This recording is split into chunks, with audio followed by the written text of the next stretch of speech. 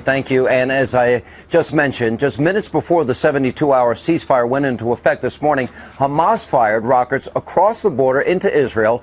Now, I spoke to a resident of Kfar Aza just hours later about what it's like living in constant fear of these attacks, and I saw firsthand the damage that was done by today's rockets. Let's take a look.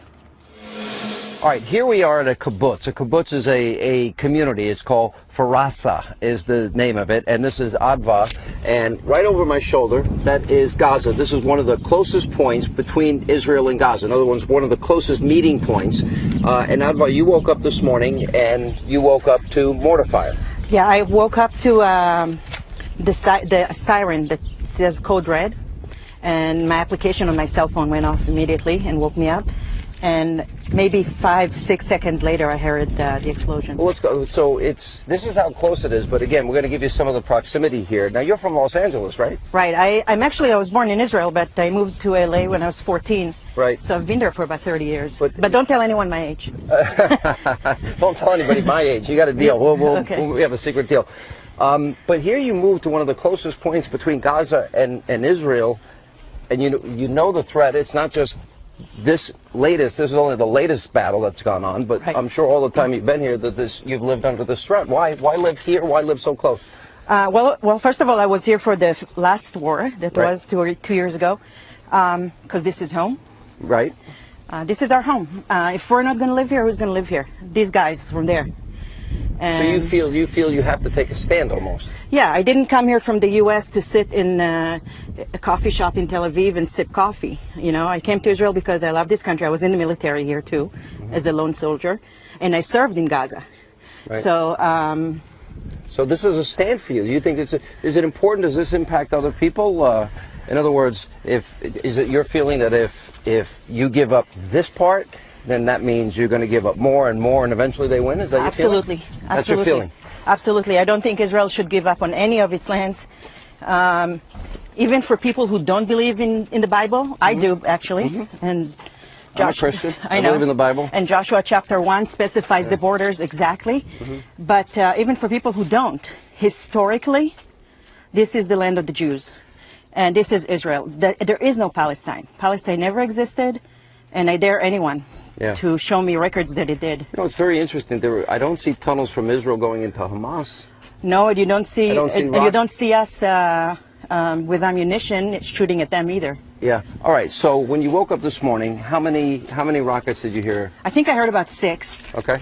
But that one that we're going to see is the only one I think that hit a building. Hit a building. All right. Now, right where we are here. Now, this is sort of like a student dorm area that we're in, right? And even some of the soldiers. But you actually live here. This is your home. Right. Okay. So this is where it hit right here. Yes. As you can see, and it went through a lot of layers of cement. You can see how deep down it goes. I picked up this, and this is some shrapnel from the bomb that went off. Here's the interesting part, though, and help me through this, Adva. As you go into this area, shrapnel here, penetrating what is a washer and dryer. Shrapnel, look at this entire door. This wasn't here until this morning, right? Right. All right, so obviously maximum impact, hope for human damage. You can see the broken glass that exists here. Right. It's not just this one. If you walk into this area here, I mean, these are not small holes. These are big holes. Yeah, if this were to hit a person, it would be I don't even want to think about it. But it goes even deeper. As you go inside this actual home, you can see all the broken glass here on the ground down here. You can hear it as we, see right there now. But that's just two. So the rockets explode, and all the shrapnel comes flying out of here, and then we'll take a look on the other side. It lands right in the middle of what is an area where you have 4 separate homes. Right. You can see the shrapnel. Now this is actually cement here, and it penetrated the cement. And look here. Yeah, and then on this look side at these, here. how big they are. These, all from this one just rocket. from this morning. Just from this morning in this one rocket. And the same goes for over here, and the door is knocked out over there. And you're saying 6? It's about 6. And this was 5 minutes, 3 minutes before the ceasefire began. This was at 7:55 a.m. when peace was supposed to erupt at 8. Right. And I say that purposefully, not because I don't speak English. Many people around here are saying, okay, it's over. Personally, I don't think it is. And I don't think it should be over until that place is over. Now, interestingly, if you look out right over in this direction, you'll see an ambulance.